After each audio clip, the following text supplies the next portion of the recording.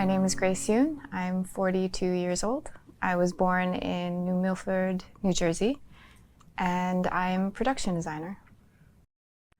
A production designer is responsible for pretty much all the visuals in a movie. We work very closely with the director of photography and the director and producers and costume designers and any head of department that is involved in creating the image and the concepts of that image of a movie or a television show or a short film or music video. And we're mainly responsible for the sets, but also can weigh in on other aspects of the design, and primarily the color palette, the visual motifs, if that's being developed from the narrative, costumes, all of that. Oh, I didn't even realize this position existed. So not until I was in college and trying to figure out what to do with the next years of my life. I was at a design school here in New York and was interested in so many different mediums of design, and also, taking philosophy courses and writing courses. And it wasn't until I took like a digital audio class and played around with the medium itself that I felt, oh, this is an art form that encompasses everything. I loved that about it, that I didn't have to give up certain interests or narrow my interests, that everything was welcome and necessary to create a movie. When I was in school, I started to intern and PA on small indie film productions, just music videos and shorts and that kind of thing. And once I graduated, I started to work in the art department, in several various art department roles in indie movies. It was very much baptism by fire, just being thrown into a position, not fully understanding or knowing what the responsibilities were, and just figuring it out on the fly. So that was my, my filmmaking education. I had done various positions in art department, so like a PA to an on-set dresser, property master, set decorator, art director, and then I think somewhere in there, being a set decorator and an art director, I decided that I would like to design, or I'd like to try designing projects. And then someone had reached out to me, a producer had reached out to me that we had worked on a smaller indie movie together, and he was producing commercials and reached out to me and asked if I would do it, because he had no money, no money for any people really. It was just going to be me and like some pocket change to bring this very small shoot together. And that's kind of when I started designing through commercials. Through my contacts with a commercial producer and a director, they actually introduced me to Paul Schrader, who has written and directed some incredible movies, and he was actually looking for designers, DPs, and costume designers who were fairly new and trying to break into building a career. So I met with him for about 30 minutes, and I remember asking my friend, like, why would someone with this much experience and talent want to meet with someone like me? And he's like, that you just have to show up and be yourself and speak your thoughts about the script, and that's all you really need to do. And I felt like that was one of the best nuggets of career advice I still use. And after that short meeting, I was hired to work on a project called Dog Eat Dog.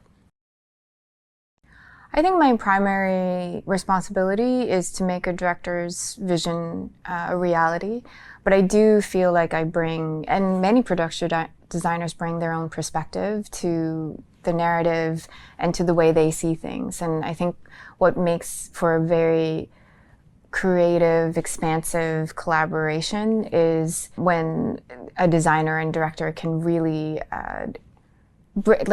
kind of marry the two visions in some ways. And the way I approach it is that I try to listen to the needs of what the director finds important and do my interpretation of that. The last two projects I worked on that have come out recently, Past Lives and Beef, it was the first time I worked on a project that was so closely aligned to my own experience growing up. I was working on stories that were very personal to me, and based on Celine Song's and Sunny Lee's own personal stories of growing up Korean American and Asian American.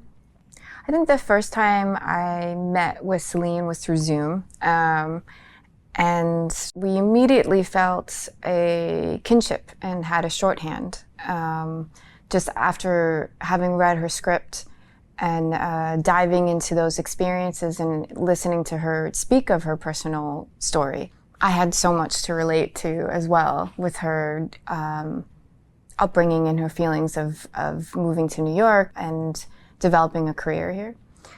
And upon further, conversations with her, creative conversations, and developing the visual concepts for that movie, and diving into more of the research of what that story required, I realized there were certain elements that were a bit tough to find easily, and I started to turn towards my own photographs from growing up and my own backstory as well, and my memory, drawing from my memories as well as Celine's, just to bring it to be able to convey to my team, who weren't all Korean American, why certain elements are important to feel like the past or like the realities that we lived with. And with Beef as well, I felt the same sort of connection with Sunny and familiarity and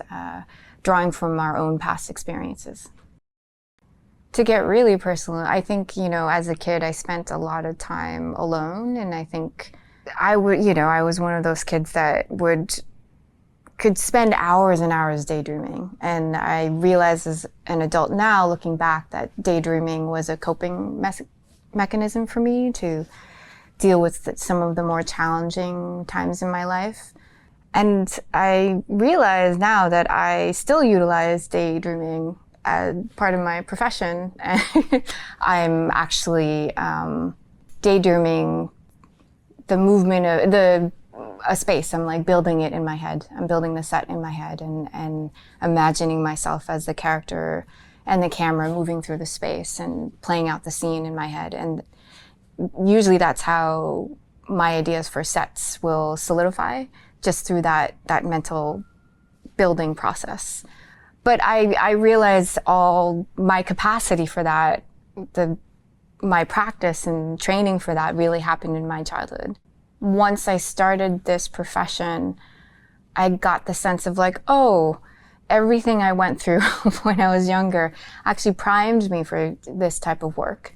And being able to imagine what's not there and being able to create spaces around a story, and think about all the scenarios and how it can unfold and play out.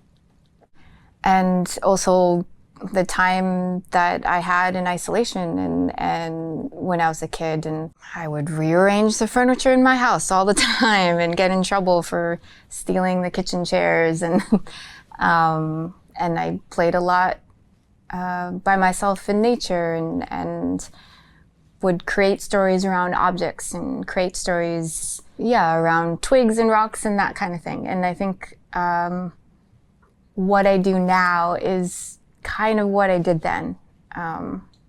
The odd things that you may do as a kid, and by yourself, it actually will develop into something else and actually will bring connection with other people, either through making the thing or connecting through the thing you made.